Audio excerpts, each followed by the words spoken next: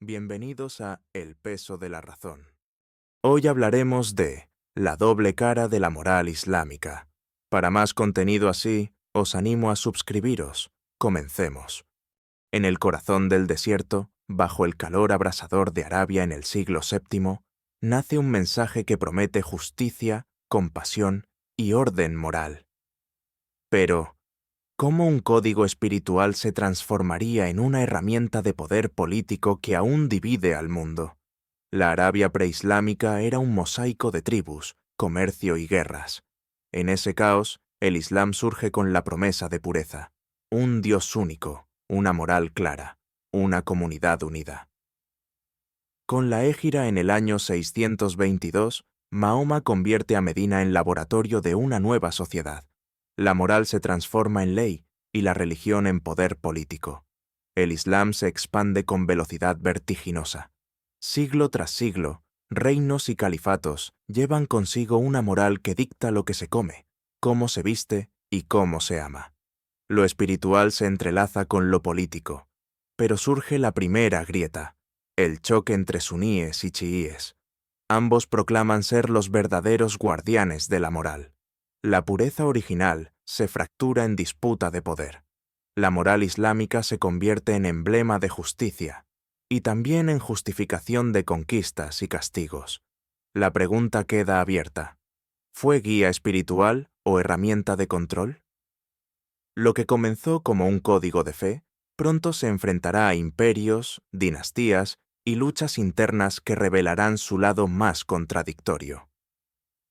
El califato, proclamado tras la muerte de Mahoma, se convierte en símbolo de unidad, pero bajo su bandera, la moral islámica se mancha de guerras fratricidas y ambiciones desmedidas. En el año 656, la batalla de Sifín enfrenta a Alí y Muawiyah. Ambos declaran luchar por la moral del Islam. El resultado, división eterna. Los omeyas imponen su dinastía desde Damasco. Predican el Islam, pero viven rodeados de lujos. Las fiestas palaciegas contradicen la austeridad que exigen al pueblo. La moral se convierte en espectáculo de poder.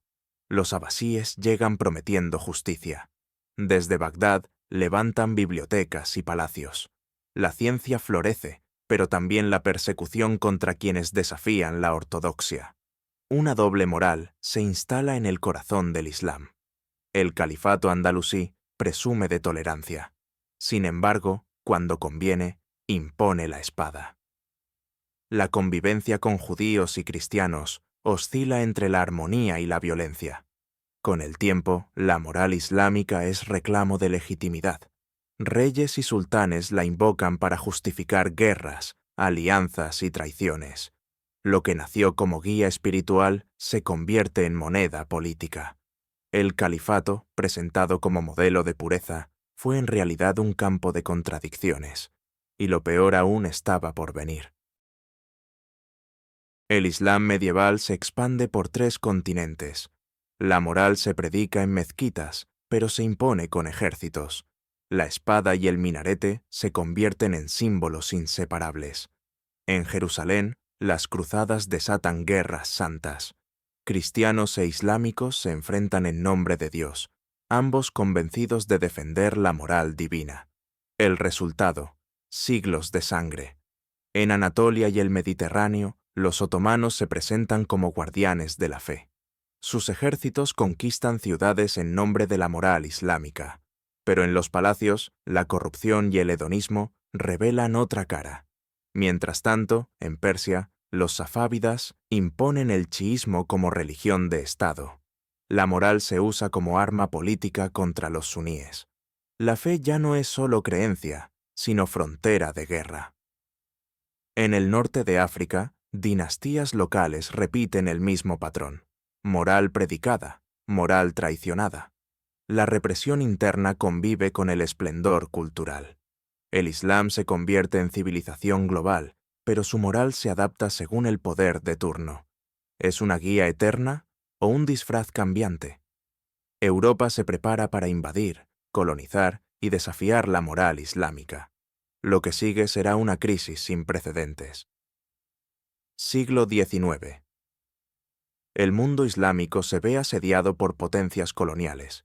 Inglaterra, Francia y Rusia ocupan territorios y reconfiguran sociedades enteras. Los colonizadores justifican su dominio acusando al Islam de atraso moral. Imponen leyes, sistemas educativos y economías al servicio de Europa. La moral islámica parece quedar reducida a ruinas. Sin embargo, en las calles, mezquitas y madrasas, clérigos y pensadores proclaman resistencia. La moral islámica se convierte en refugio identitario frente al invasor. Reformistas como Jamal al-Din al-Afghani y Muhammad Abduh promueven una reinterpretación del Islam.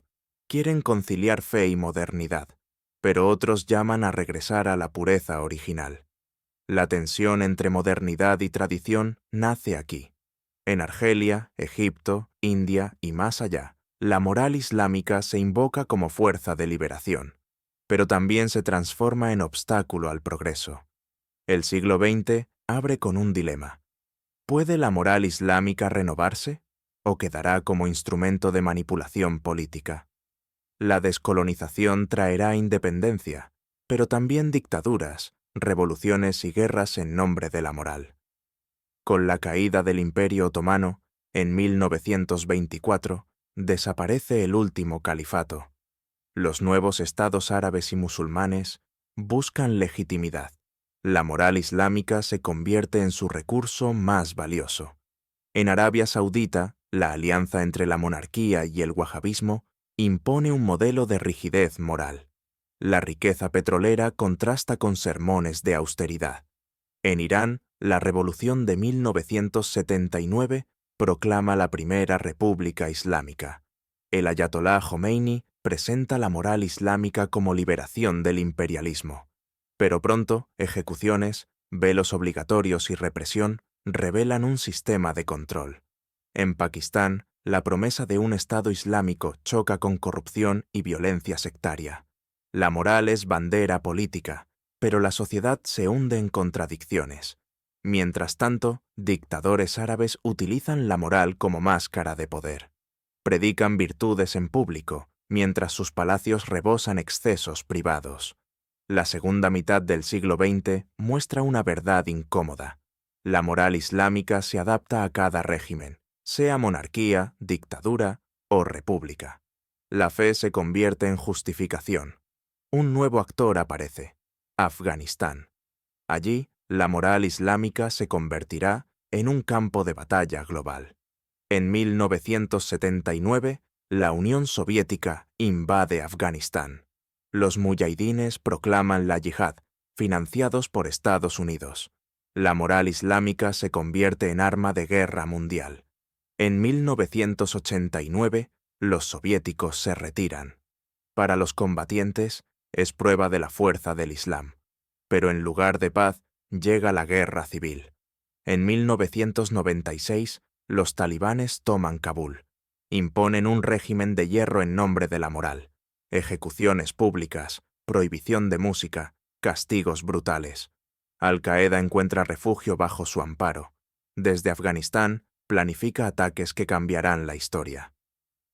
El 11 de septiembre de 2001 abre la era del terrorismo global. Estados Unidos invade Afganistán. 20 años de guerra no resuelven el dilema. Los talibanes resurgen y vuelven al poder en 2021.